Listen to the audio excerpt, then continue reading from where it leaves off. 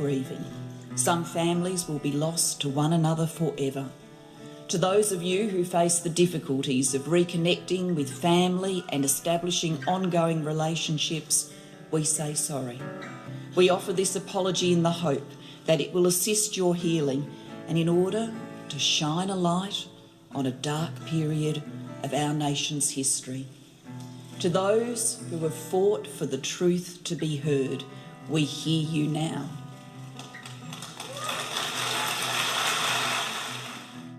You're listening to Adopt Perspective, a podcast for anyone affected by adoption. I'm one of your hosts, Jo Sparrow. This podcast is a production of Jigsaw Queensland Post-Adoption Support Service. However, the views expressed are those of the people participating, not necessarily Jigsaw Queensland. The podcast discusses adult themes and listener discretion is advised. This is Jane, and today I'm going to be speaking to Damon Martin. Damon is based in New South Wales and works for an organisation called International Social Services as the Deputy CEO and also the manager of New South Wales Funded Services. International Social Services Australia provides social work, legal and mediation services to families and children across international borders. This includes assistance for families experiencing international parental child abduction, facilitating international kinship care and other international child welfare matters. This includes intercountry adoption and family tracing, reunification and mediation. ISS Australia is an independent arm of a broader network which spans over 130 countries worldwide. They receive government funding for some services but rely on fees, donations and other income to continue providing the full range of services. Welcome to the podcast, Damon. Thanks, Jane, and thanks for having me on the Jigsaw podcast. You are very welcome. Thank you for joining us. We've just had an episode recently where Jo has spoken to an adoptee that was airlifted to Australia from Vietnam as a part of Operation Baby Lift. So we thought it would be a good time to have a chat to you about the services that ISS offers. So I'm wondering if firstly you could just tell us a little bit more about your role and I guess what assistance ISS can offer to adoptees and family members impacted by intercountry adoption. Sure, Jane. As you mentioned, I'm currently the Deputy CEO of International Social Service Australia, which is called ISS. I've been there for nearly 13 years, so been around a lot of post-adoption work. That also includes intercountry adoption. So I was on the National Intercountry Adoption Advisory Group, which was an advisory group to the Attorney General's Department. I was the New South Wales rep. I've also been the longest standing executive member on the New South Wales Committee on Adoption and Permanent Care. So that's involved, that's adoption professionals in New South Wales, but also other parties, individuals interested or affected by adoption. So your influence is bigger than just intercountry adoption. You're sort of involved in some of these other groups. Yeah, and my interest in intercountry has kind of evolved over the years, just getting in touch with more and more intercountry adoptees that have been seeking our support. I should probably first stating my position on intercountry adoption. First and foremost, intercountry adoption must be a service for children, which is focused on the needs and best interests of individual children. Also, we strongly support the principle of subsidiarity, which is basically meaning that intercountry adoption can only be considered as a last resort.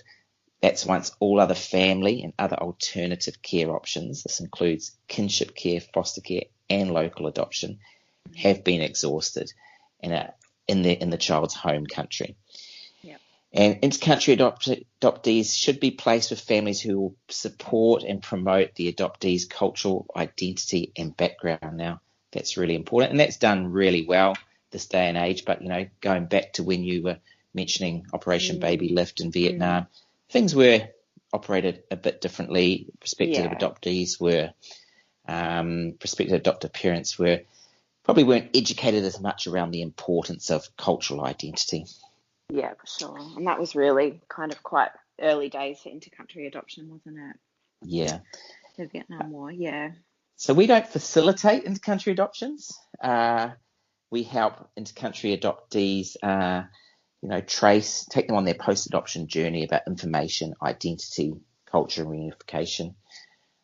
We think there's over 10,000 inter-country adoptees in Australia, and many of them will have a strong desire to connect with their country of origin and learn about or reunite with their birth family at some stage in their life. And we strongly believe that inter-country adoptees should have the right to access specialised government-funded supports across their lifespan, and especially when they embark on emotional and complex journeys to access their overseas records and reconnect with their biological family. We're pretty fortunate to have New South Wales government funding for what we call IPATS, which is the International Post-Adoption Tracing Service. So that's a service that supports any New South Wales person that's affected by adoption where their search involves another party overseas. So it can be an Australian local adoptee that's searching for their family, birth family, biological family overseas, or it could be a New Zealand or English adoptee living here searching for their family overseas, or it could be an inter-country adoptee living here searching for their biological family overseas. We only get this funding in New South Wales, so it's a free service. Yep. We also were involved in the Inter-Country Family Separation Support Service, which was jointly provided with LifeWorks, which is now Relationship Matters. That provided more localised support. We provided the what we called the information and support aspect of that, which was basically providing practical and emotional support to families that have adopted children from overseas. It didn't have any real aspects of tracing or supporting tracing overseas. And then in September 2016, we launched a DSS-funded, it was called the Inter-Country Adoption Tracing and Reunification Service. So this was a specialised tracing service, national free tracing service for inter-country adoptees here in Australia, helping them access their records and search for biological family overseas. So it was amazing to get this funding and launch this first of its kind service in Australia. Unfortunately, we only got 1 year funding, and then we got another year funding. So it was only a brief period of operation, less than 2 years. But with little service promotion, we got over 240 clients. So it just sort of showed the need that they want support to access records overseas and find their family.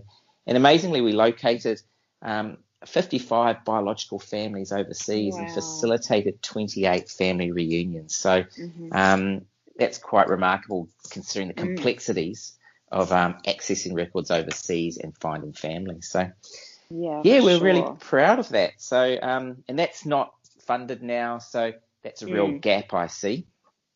Yeah, and it's certainly a gap for us when we have people contact us that are affected by inter-country adoption, and we sort of have to say to them, look, there isn't a funded service at the moment unless you're in New South Wales.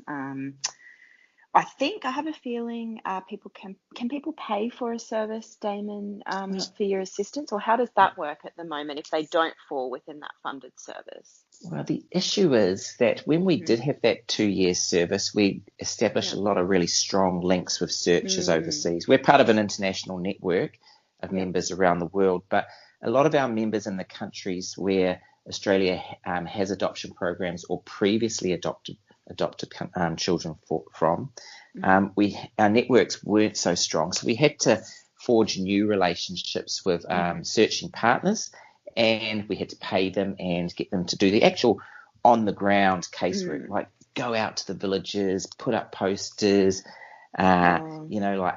access records. So it was really on-the-ground social work, and we're losing those links now because we just can't afford to pay for them anymore. Yeah.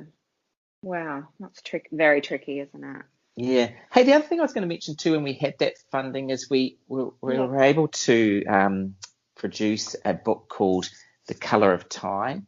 It's a collection. It was done in collaboration with Linnell Long, who's from Intercountry Adoptee Voices and the Benevolent Society.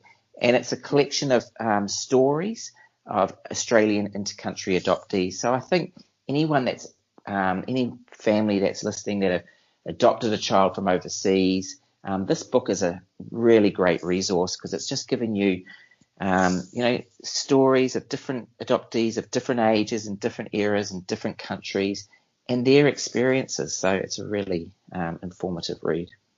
Absolutely. We'll post a link to that in our podcast notes because I have had a look at that, and it's a great book and a great resource, probably for adult adoptees as well. Exactly. Yeah. So, Damon, in our last episode, as I mentioned before, we did interview somebody who was a part of Operation Baby Lift. Now, I'm just wondering, over your 13 years that you've mentioned, have you had any experience in assisting anybody from that era? Because from what I've read about it, there is limited information available to adoptees because of all of the circumstances at the time. And I wondered, firstly, if you'd had that experience, and secondly, even if you haven't, where would you suggest an adoptee could start if they didn't have much information, about their family of origin? Yeah, thanks, Jane. Look, we dealt with a number of Operation Baby Lift intercountry adoptees when we delivered the intercountry adoption tracing service, and there were some huge challenges over there. We were fortunate to engage a Australian intercountry adoptee who now lives in Vietnam, and she was able to be our searching support over there. And so she was excellent. Like, she lived and spoke Vietnamese, but she also was adopted here to Australia, so she had real understandings of the issues and could really connect with the adoptees. So she was unbelievable in terms of what she could do, but there were some huge challenges in terms of just accessing records. You need to pay the government official to get access to the records. You have to go out to the villages. You have to put up posters or flyers saying you're looking for this person. Stuff we wouldn't dream of doing in Australia, but that's how searching is conducted on the ground in those sort of developing countries. Now, look, I think for the clients that we did have, I don't know if there was any family reunions, but you've got to take little outcomes as they come. There were some clients that got their family registration certificate, or they got their baptism certificate that had their true date of birth. Now that's for them that's like gold. That's just a piece of information that really just helps them sort of understand their early life. So that was amazing. We also I'll tell a little story. We had this client, I'll call her Annie, and she was born in Vietnam in 1968. She was born with a condition that led to her blindness, so she was abandoned outside an orphanage. She was 4 when she came to Australia, and she came just before Baby Lift, so she's not on the Baby Lift plane, but she's just before that. Look, an Australian nun that was over there made it her mission to rescue Annie, fly her to Sydney to treat her eye condition. But then once it was too late doctors realised here it was too late to save Annie's eyesight. The Vietnam War had reached its climax, and it just was too dangerous for Annie to return. So she was enrolled as a boarder here in a school for visually impaired in Sydney. Wow. And on holiday, she was shuffled, and weekends she was shuffled between lots of different foster families. She experienced up to 20 different foster placements, and some of them were quite brutal, to be honest. So she didn't have a good experience. She did have one good experience with a foster parent, and this foster parent decided that she would adopt Annie, and this was a good placement for her. She enjoyed it, and she felt safe in it. However, her adopted mother died 5 years after the adoption. Yeah. So some real trauma for Annie. We actually started working with Annie, and we were able to. There was a Vietnamese documentary that wanted to. It was sort of like Find My Family in Vietnam. That wanted to do a story on Annie and bring her back to Vietnam. And because she was blind, she needed support. So one of our social workers travelled with her to Vietnam and took her on this journey where they went back to the orphanage, and she met the nuns that used to look after her. She was one that actually found her baptism certificate and worked out her real date of birth. So that was something that was done over there too. Look, she hasn't found her family, and that search just keeps on going. But it just shows, that whole experience was life-changing for her. It was something that actually, gave her some hope and some dreams to go get back to her culture, feel connected, be supported. So I think that sort of gives you an idea, this hasn't been the wonderful experience for her in Australia, but here's been an opportunity for her to go back, be around her people, learn a bit more of her culture. She doesn't speak the language. It's really difficult. I see what you're saying. There's that other cultural layer, isn't there? So even when people aren't able to necessarily find their family, there are other steps that can help them to reconnect with their culture, country. Yeah. And it might be for some that they don't actually, they just want to go there and actually be around, be in the environment where they were born, so they can sort of they can smell and they can eat and they can hear the voices of the language where that they come from, and that for some is as good as finding family. That's part of their journey. And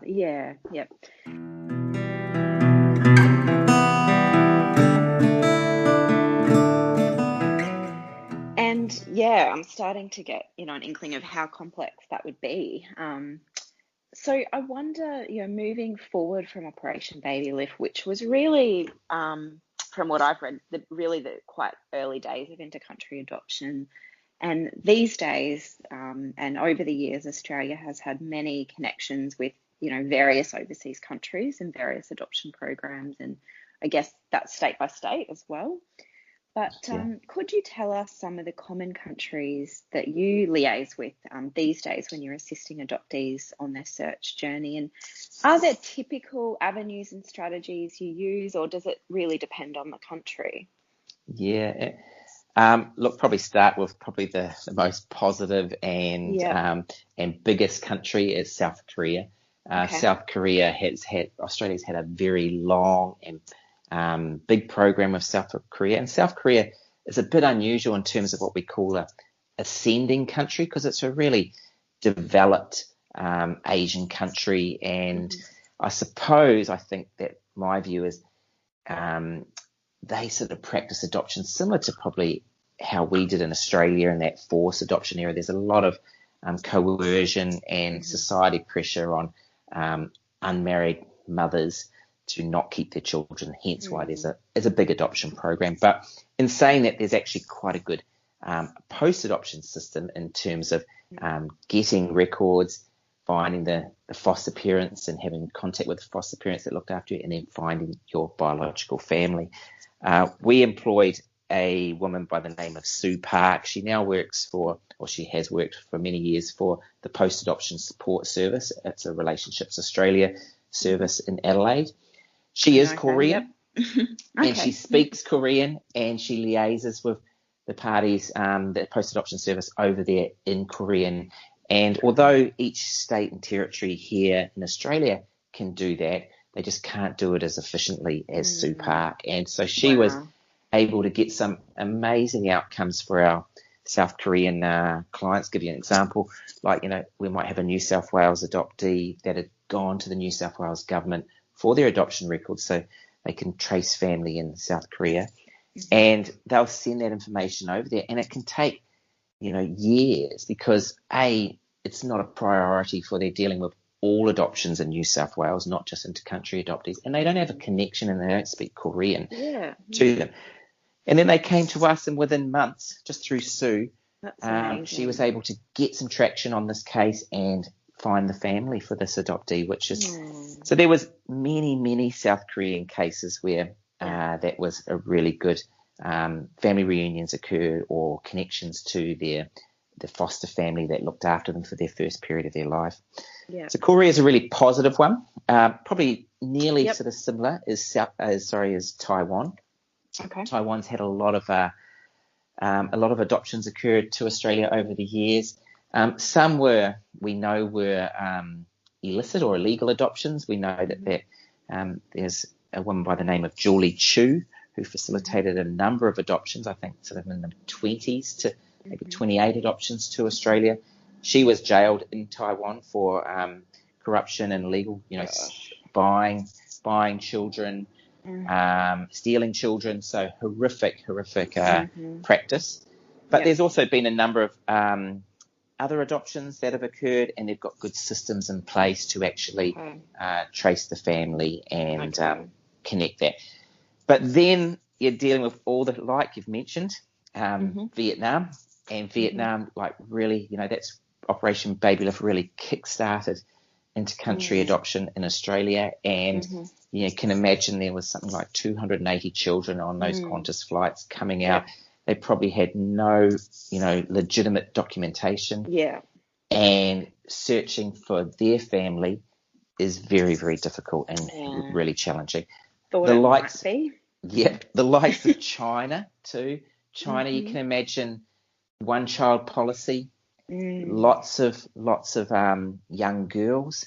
Obviously, in Chinese culture, having a son is really important for the parents. So lots of girls that are abandoned and then placed for adoption. So when you're abandoned, you don't have any details of who is your biological parents, what is your real name, what is your birth date, all those issues. So when we're tracing in China, when you haven't even got a name or who you're searching for, it's incredibly challenging. So you're doing different things like going out to the spot where the child was found. You might pick the worker that we were using there might pick up a rock from that spot, take some photos, some information about that little area, put it together in a nice little Chinese sort of box and send that to the family, because that's part of that child, what we call life story work. This is something about, they might put up some flyers too to say, look, where this child was abandoned on this date, on this time, just to give that child some hope there is some searching going on. But as you can imagine, the likelihood of finding that family is incredibly difficult. Oh dear. Absolutely. But it is nice to hear. Yeah. Go ahead. Sorry. That's right. Ethiopia, big program with Australia too. Number of Ethiopian children come here, so we're dealing with a lot of Ethiopian cases. Probably more an oral history in terms of their record keeping might have been somewhat poor.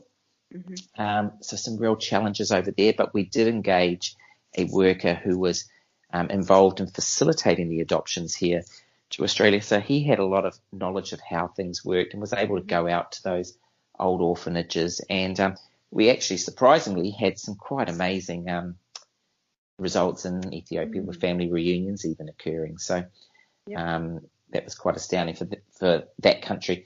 India is a huge challenge, not only because they actually have legislation in India that prohibits third-party searching. So it basically means using like an intermediary or someone like an ISS rep to actually conduct the searching in India. So, look, there's huge issues there. There's a lot, again, but like Taiwan, there's been orphanages that staff members have gone to jail for being involved in corrupt, illegal practices. And they were children that were adopted to Australia. So India, we had just to even access records was hugely challenging. Wow. Sorry, were you saying, just to clarify with India, are they saying they're mandating that there does have to be an intermediary? No, they're basically, they're sort of really in the dark. Their level of protecting the privacy, I suppose, is so high that they don't even allow searching.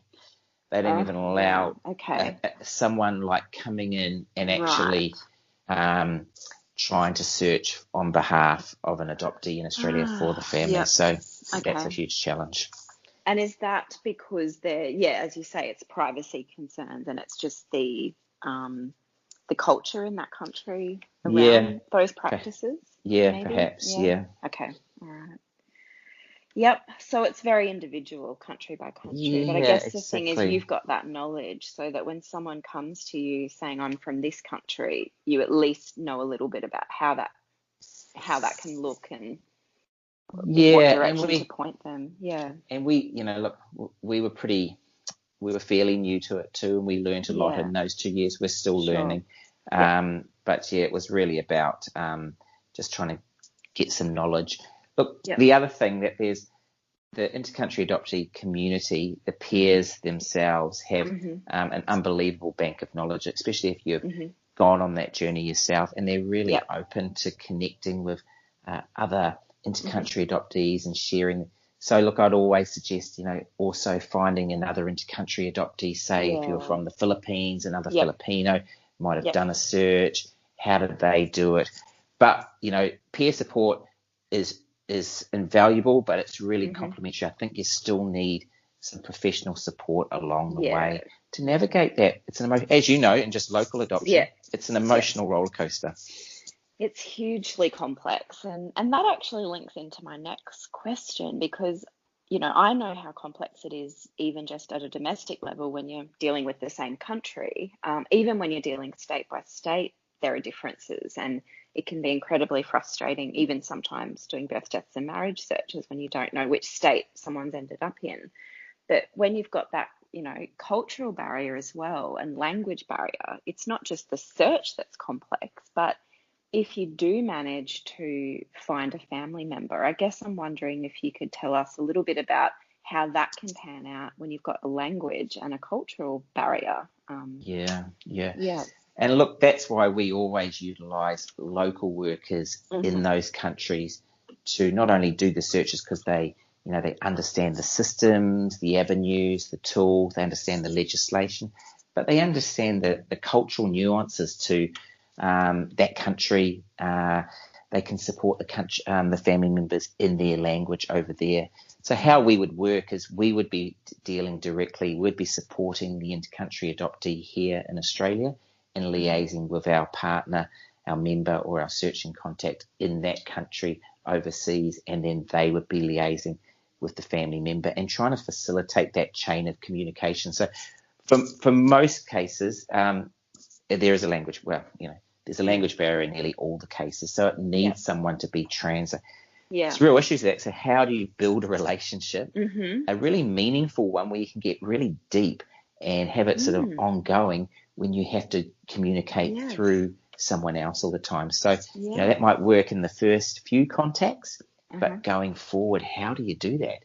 Absolutely. And that's sort of the challenges that they're navigating is if there is people might think, look, the reunion or finding the families, that's the outcome. Well, it's sort of the start of the next stage, and then you've got all these challenges too. And they often think because the adoptee is from Australia or lives in Australia, they're far more well off, and they've got this sort of capacity to support and help the family over there. And then there's those lines that really sort of I suppose start to sort of cloud the relationship and how they can form that when they're being asked for financial contributions. Adoptive parents will find that too if they're support, but intercountry adoptees as an adult, they'll have to navigate that as well, which is really difficult.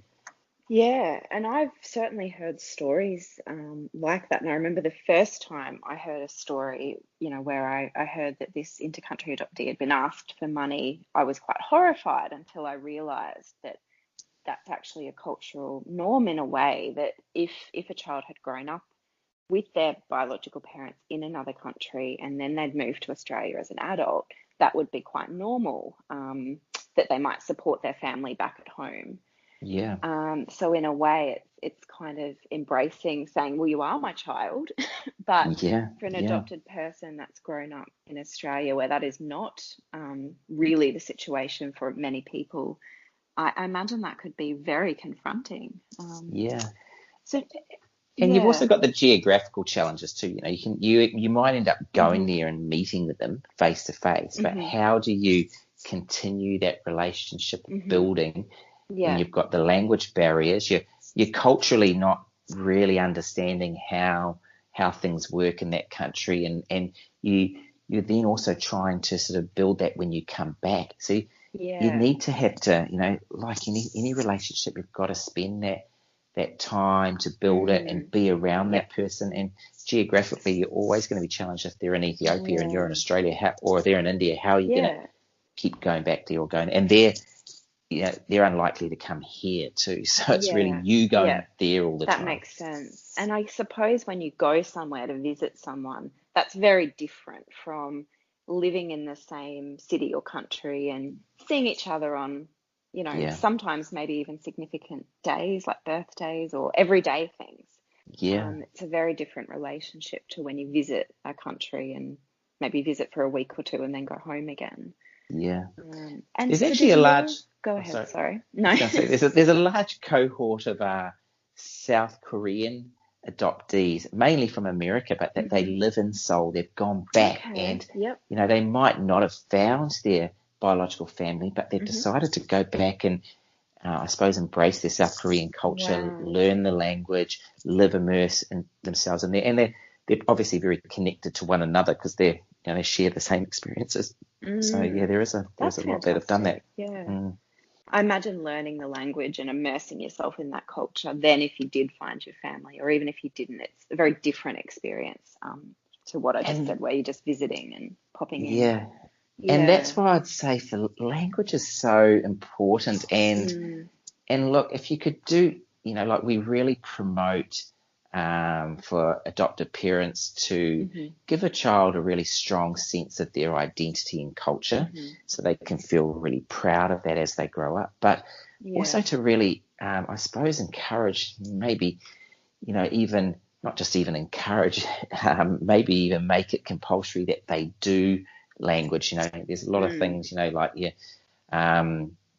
think of an Australian context where kids have to go to Greek school in the weekend, or they have to go and learn the piano or whatever. But making them learn that language, they, when they go back to that country when they're older and they're able to converse, even if they don't find their biological family, if they converse with the people with where they're from, that's just going to make the connection a whole lot more meaningful. So definitely, look, language is really important. Yeah, absolutely. And when you do assist people, when you do assist adoptees, do you sort of stay involved afterwards? So let's say 2 years down the track and there are complexities in reunion, which there often are, would you still be available at that point, to talk that through? And at what point does that support stop? And that's probably, it's like, when is the end of the journey? And I don't think there's any end of the journey. And look, unfortunately for that service, it was only funded for 2 years. And look, we would struggle to, if a client that we'd helped facilitate a family reunion came back to us now and said, look, we need support, but we'd hope to try and help them, but we haven't got the staff and the funding to continue doing it. For our New South Wales clients, yes, for some of them, and look, some of our cases are not inter-country adoptees. They're just facilitating a reunion in an overseas country. We can remain involved for years in terms of just giving them some guidance and support as the issues arise and they're really struggling. So a lot comes back to funding, and I guess that's why it's important. It's always important to have funded services and to have a range of support, like you said, the professional, the peer. And I guess we also need, and we find this with domestic adoptions, we need local people, because not everyone lives in a city in Australia, and even local private practitioners, if people need that deeper sort of therapeutic counselling support. So I guess it shows how important it is to keep the networks going and keep advocating for that support. Totally. And look, and we strongly have done that. And look, I would say there's a disparity between the support and funding available for local adoptees here in Australia versus intercountry. Obviously, the apology was landmark, and it was amazing in the sense of providing funding and support. So you have funded NGOs throughout the country that provide support to local adoptees, biological family, and helps with searching, just counselling, all those. But when you're looking at inter-country adoptees, it's very difficult. You know, like there's, for instance, if you lived in, I'll give you an example, say, if you lived in Queensland, where you are, if you went to the government and said to them, I'm an Ethiopian adoptee and I want to trace my family in Ethiopia, I don't know if they can do it. They don't have connections with Ethiopia anymore, and they probably can't assist you. If you were South Korean, you could go to your Queensland government, and they said they would help you. So it's not equitable, not even with different countries of inter-country adoptees, and and in different states it's going to be different as well. So there's some real challenges, and I think some real issues with that, and that's why we applauded the government when we were able to do this first of its kind, first in the world, I think, was a funded service to actually support inter-country adoptees and their families. And I should say too, interestingly, nearly half our cases were actually parents searching on behalf of their inter-country adopted child. So that showed a real shift in, I suppose, the education of adoptive parents, and showing, look, searching now is really important because it's important to my child's identity, for their life story work. And if we wait and wait and wait, the records are going to be harder and harder to get. And for the child to see that the parents are doing that for them, I think is really powerful. So, just thinking that it was all adult inter-country adoptees searching, it wasn't. Wow, that's great to know. Yeah.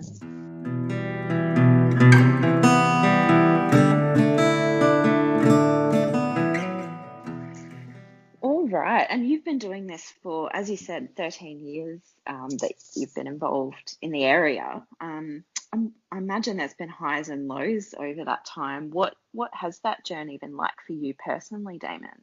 Yeah, probably I should say it is a privilege to work in this space. It's been to help adoptees inter-country, even local adoptees, connect, find information about their identity, reunify with their family.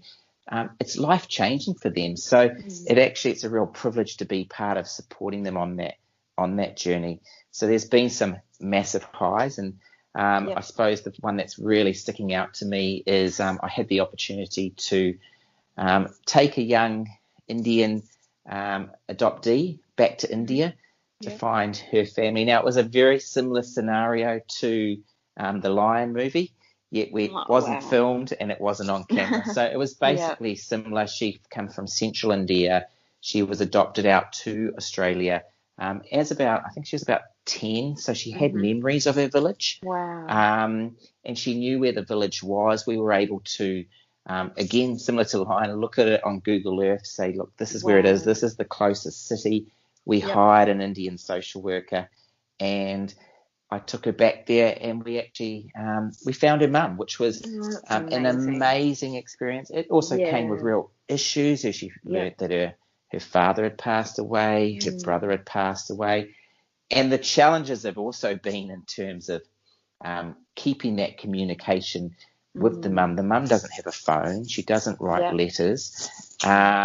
So it's a real challenge to keep that connection going. But for the adoptee to actually at least find her mum and able to connect with her and for me to be a part of that and see that, it was just something I will never forget. And that was life-changing. So it sounds life-changing for not just for her, but for you being involved as well. Yeah. So that was probably the real highs. We also, there's lots of lows too, I should say, as well, in terms of, there's ones that the inter-country adoptee is illegally trafficked.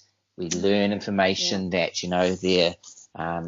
all their information's fraudulent, or there's, really quite horrific information that they've got to deal with from that country and deal with it. Or there is the fact that, that there is just no avenues. There's little hope, and it really can. You've seen the movie Lion. It can obsess. They can be. It can take over their life. It's really, really important to them to actually find this information, and so it's that struggle of just dealing with your day-to-day life when this is still really important, because I'm still trying to access information and find my family, and some of them were adopted when they're older, so they have some memories. So memory, yeah. Yeah. I think we might put a link to Lion in our podcast notes for people who haven't seen it, because it's just a good example of what you're talking about and the complexities. Because even in that movie, even though there's a positive outcome, we see, I forget the main character's name, but we see his brother, Saru. We see his brother, who's also adopted, that seems to have a lot of challenges. Yeah, quite different experience, isn't it? And it just shows. Yeah. Same. I suppose it's a lot of... Go ahead. No, you go. No. Well, it shows you, again, everything keeps highlighting the need for support, because we often hear in the media all the positive, and all the advocacy that we should have more adoption and bring kids in from overseas. But what about this end, and where is the funding at this point to support the huge complexities? And we're very lucky to have that funding at the moment for the Forced Adoption Support Service and other state-funded services, but I guess it's never guaranteed either. So just, the more we talk about it, I guess it highlights we have to keep it on the radar, because it's all just incredibly complex. But adding that level with the intercountry, it sounds even more important than ever. It's more profound, And look, I think government probably looks at it's declining, the numbers, and they continue to decline. And so you look at the numbers coming in each year, and maybe it's not recognised or prioritised in that respect. But when you look, and this, adoptions, the issues around adoption, it covers your whole lifespan. So these are, it might be a 40-year-old that's come out and Operation Baby Lift that is just now going, look, my adopted parents have passed away, and this is really important for me now. I really want to see if I can, focus some energy on doing a search, and I would like support around that, because I don't even know where to start and what to do, and I haven't even thought of the range of outcomes that, or the issues that I'm going to face along the way. So having the peers, having the professional counselling and support, I think is just really, it just has to happen. It's really invaluable. Yeah. And you know what? It can be the children of the adopted person as well. We're hearing more and more from children of adoptees that go, well, my mother or father never wanted to search because they've got the emotional level. Yeah. But the children often want to know their heritage. So, it keeps going. Yeah. It does. So, look, it's some big issues. Can I ask one final question, Damon? Go for it. Ancestry DNA and similar sites have become more and more common, that people are using those as a searching avenue. But it really does depend where people are from, because the people doing the tests are often, might be a lot of them are in America. More and more Australians are doing it. Would that be a helpful avenue for an intercountry adoptee? Have you had cases where that has proven successful, or is it still early days with that? That's a good question. And look, there was a very good DNA article that I was speaking on just recently, which we could put a link to. It's not specifically about intercountry adoptees, but it's around adoption.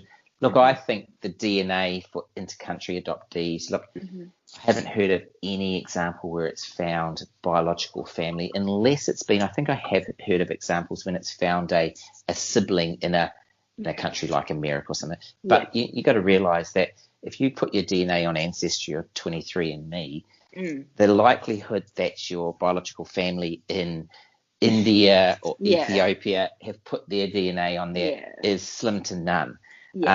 So, look, it might be good in terms of sort of, I suppose, confirming some ethnicity around it. Might even find some extended family.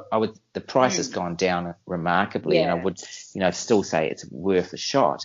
Actually, I did hear from our Korean expert saying that they have a specific DNA hub that Koreans use. That's not 23andMe or Ancestry, and we could put that link on as well, which Koreans are used. So that's the one that they're using there. So that would have more likelihood of finding a family connection. But look, DNA can do some, the science around it. It can do some quite amazing things. But I just don't like, until the DNA companies, what I suggested in this media article was it'd be amazing if Ancestry went to India Yeah. and like paid Handed for out all the mothers that had amazing. lost children Yep. to Yep. do free DNA swabs, so they so they could have their DNA there, and there would be an opportunity. But the fact is that they're never going to have, not never, but they're unlikely to have their DNA ever on databases like this. So the likelihood of finding someone is, not going to happen. Well, maybe we should keep advocating for that, because I think that's a genius idea. Maybe someone would like to donate some money to do that. Well, I'm sure the DNA companies are making a lot of money, and I think just sort of having a bit of a philanthropic sort of goodwill and an ethical goodwill, they could say, look, let's do this and give back. But that would be great. Yeah. Well, good idea. We might finish up on that note, unless there's anything else that you haven't mentioned. No, it's been good talking to you, Jane, and good work on the podcast. And I really have a good working relationship with Jigsaw, and we'll continue to have one as well. Well, that's right. I do contact you from time to time, because, as you mentioned earlier, there are cases, even when it is an Australian adoption, when another party may have moved overseas. So we really value your expertise in that area, because it can get very easy to get stuck when there's an overseas connection. Yep, excellent. So keep up the good work, and thank you for your time today, Damon. Thanks, Jane. All the best. Thanks for listening to the Adopt Perspective podcast. If you'd like to find out more, go to the podcast page on www.jigsawqueensland.com, and you'll find a wealth of information and resources on the website. If you reside in Queensland, you can reach Jigsaw Queensland's Forced Adoption Support Service on toll-free 1800 210313, or you can call Jigsaw on 07 33 58 6666. If you live in another state of Australia, you can still call the Forced Adoption Support Service number, and your call will be answered by the Forced Adoption Support Service in the state that you're calling from. In every other state, Relationships Australia operates this service. A big thank you to Matt Sparrow for composing and recording our original theme music. Until next time, I'm Jo Sparrow saying farewell from Adopt Perspective, a podcast for anyone affected by adoption.